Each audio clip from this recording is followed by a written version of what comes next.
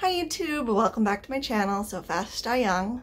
Today we're going to kind of do a shorter video. It is Thanksgiving week and I had a question asked on my Tumblr. This is an anonymous question that was sent to my sewing Tumblr. So, you have mentioned grain in a couple of your videos. Is that basic sewing knowledge? Would you do a short video talking about it? So I thought I'd take a second, do a short little video to talk about Grainline. It is a basic sewing term. It is something that is very, very important when you're sewing. Knowing how to find the grain line on your fabric and what grain line on a pattern means is very, very important and crucial to having your garment turn out the way that you're expecting it and properly. It can affect the way that fabric stretches, shifts, moves, how it eases into each other, like when you're setting a sleeve and whatnot. So I found a piece of fabric that I have that has a pretty strong grain line. I'm going to talk about that and a little bit about a pattern grain line as well, so that you can see exactly what you need to know when you're laying out a pattern. When we're talking about grain line, there are some key phrases to know in terms of how you're cutting and constructing a garment. You want to know what a selvage edge is, which is on freshly bought fabric, basically the lengthwise edges of the fabric. So runs the length of the fabric is your selvage edge. On like a printed cotton, it usually is like a nice white band, very easy to spot. On other fabrics, it has like little maybe dots or something, like little holes from the machine and whatnot. You might be able to spot it that way. Sometimes it's a slightly different color or fabric or texture. Most of the time when you are sewing, you want to avoid cutting anything in that selvage, or you want to completely cut it off if you're using large pieces, because it can create tension and stress in the fabric, because sometimes the selvage edges are woven differently or tighter. On some fabrics, after you wash them, you might notice that the selvage is actually tightened up. So you want to know what a selvage edge is. You want to be able to identify that on your fabric. If you can't identify your selvage edge, I'm going to teach you how to basically pull some fibers out of your fabric and determine a grain line. It might not necessarily be the main grain line, but it will be. There's two. There's on grain and then there's the cross grain. So we'll talk about that in a second. So you need to know grain, cross grain, selvage. This would actually be the fourth thing that you need to know. It's a term called bias. So if you ever hear people talk about a bias cut dress being very clingy and whatnot, there is a specific way that you lay out pattern pieces so that the pieces themselves will be cut on the bias, which is a 45-degree angle from the selvage edge, it's 45 from grain wise, that will allow the fabric to kind of shape and mold on itself.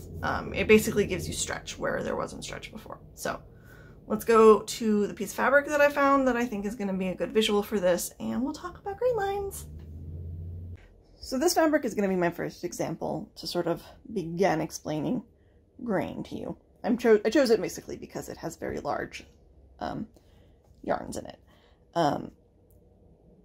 When fabric is made, there are warp threads that run the length of the fabric, and then there are weft threads that run the width.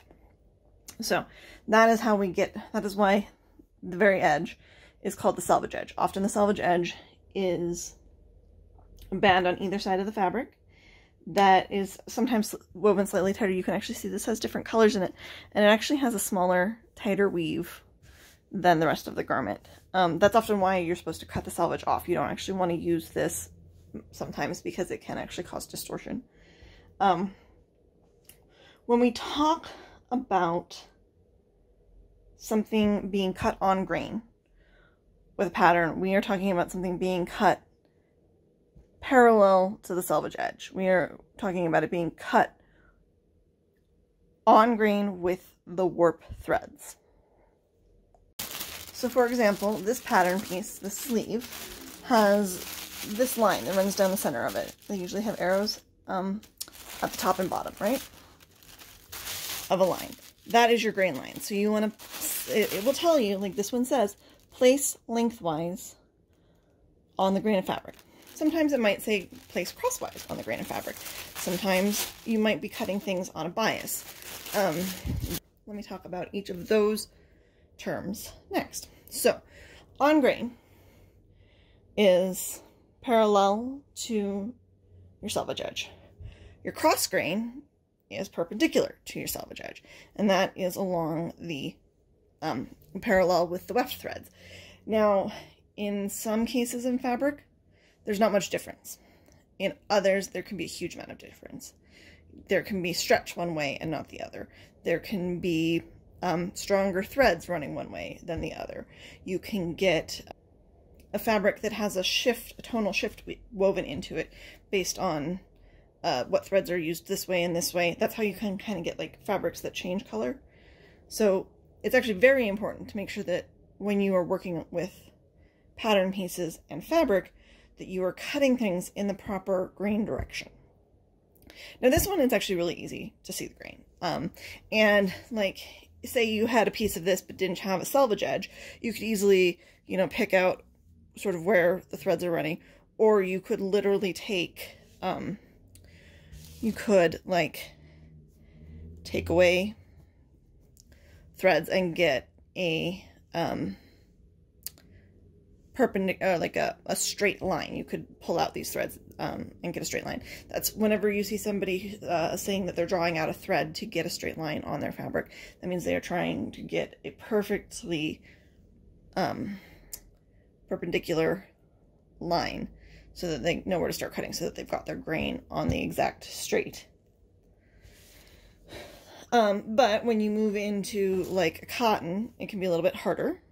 You can still see the grain line to some degree, but the weave is much tighter, much smaller yarn threads, so it's a little bit harder. And then when you get into other fabrics that say have a different weave that is not just, you know, a plain basket weave, it gets even more complicated to find your straight of grain.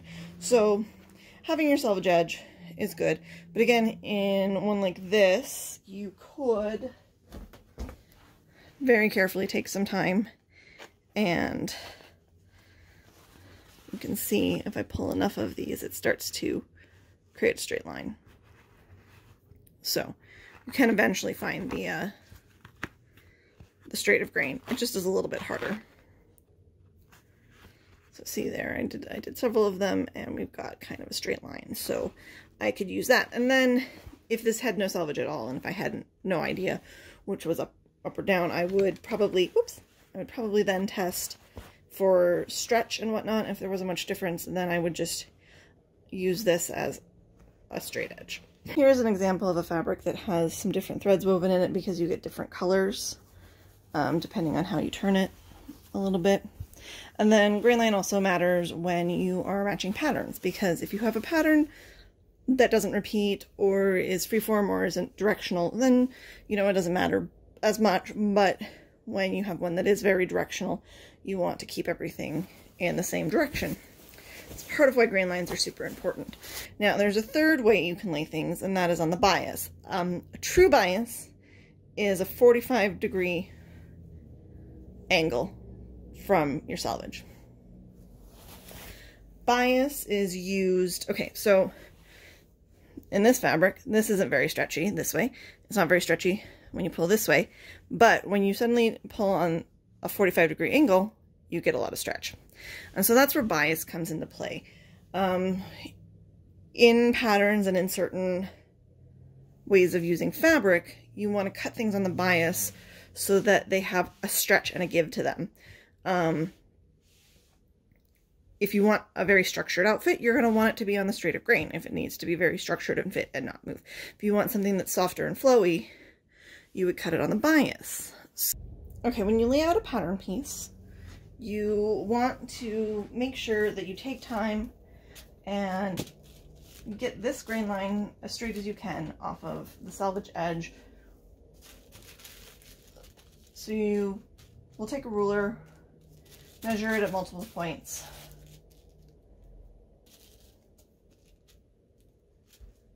See, right now it's quite off. Yeah. I usually find it best needs to be looking straight down it so that I can kind of visually see the parallels.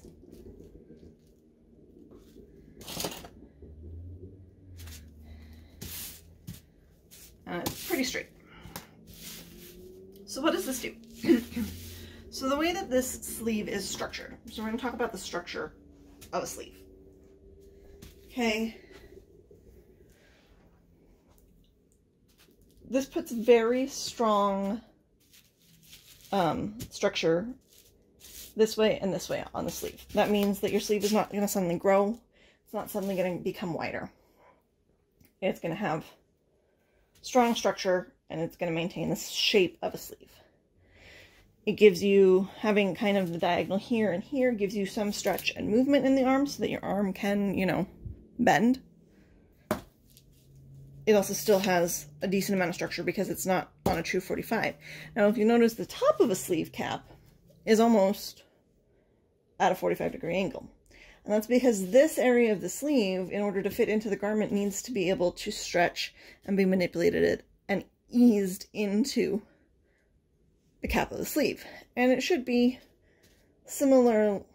There will always be a slight difference. Usually there's a little bit more in the back to account for arms moving forward, because arms don't really move backwards that much. But they're, you know, similar because you want roughly the same amount of stretch and ease on both sides so that you don't get like a wonky fitting sleeve. Basic rule of sewing is you always want to take the time to make sure you pay attention to these grain lines on the pattern. They will tell you what to do. Very rarely will a grain line tell you to cut a piece, like to lay it on the bias. The grain line itself would be marked like on the pattern on the bias, and there would be a line that goes 90 degrees to the, like, and you would lay that line that's drawn on the pattern, but then the piece would come out on the bias. Okay, so you don't have to like worry too much about thinking about that until you get into drafting your own pattern pieces.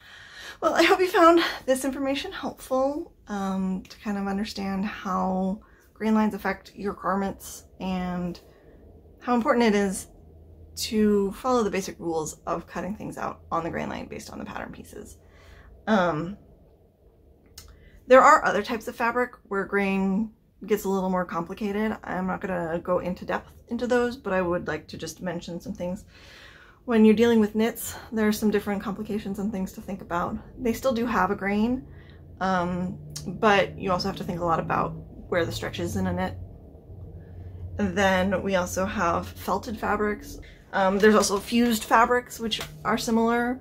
They are fabrics that basically are fibers that kind of go all willy-nilly and get fused together. Those don't really have a grain line. And you can get into things like bonded fabrics, netted fabrics, when you get into like things like latex and other alternative materials, then things get a little more complicated. So this information really is specifically about woven fabrics. And really, if you read your pattern directions, like, they'll give you a lot of the info yourself. Like, they'll give you a lot of the info that you need. This is by no means all of the information about grain and grain line. Like, there's some really interesting things that you can do with grain lines, and fabric manipulation. It's something that I actually really love to look at and study for patterning purposes. It's one of the things I love about making patterns, is there's some really cool stuff. Like, you don't see it often in modern clothing, but like if you look at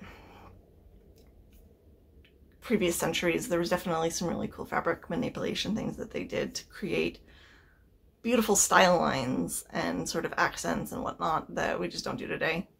You know, you'll get really darts in interesting places and stuff, and a lot of that is learning how to manipulate the grain of the fabric so that it does what you want. Thank you so much for joining me today, and I really love to hear from everybody. Thank you whoever it was that did send this anonymous question. I really appreciate that. Anybody who ever wants to send me a question or a topic that they want to learn about, or any, you know, if you need any advice, I'm more than willing to help answer those questions. Every once in a while when I get some, depending on what the question is, I'll try to answer it on the Tumblr. Like I did a little visual about clipping curved seams the other week for somebody who was asking, just kind of did like a little tutorial, and I might do a video down the line on how to do some curved seam clipping and whatnot. The next few weeks are probably going to be slightly more simple videos. I'm working on a couple larger projects that are just taking some time, and since I'm trying to film and do that at the same time, you know, it takes a bit to get these videos up and going, especially any project that's larger. I've already started working on the pattern for my gunny sack dress, and that's going to be a multi-video series for sure. We're going to talk about the pattern, alteration stuff, and construction all sort of separately, because I think otherwise it's going to be like a really long video. And I'm still working on my stays, so I'll have a video coming up with that soon, hopefully. Yeah, I'm just kind of working on some other larger projects at the moment, and I will still, though, be trying to fit in some wonderful, hopefully helpful videos for you all in between. I hope everyone is having a wonderful week. I love you all, and see you soon.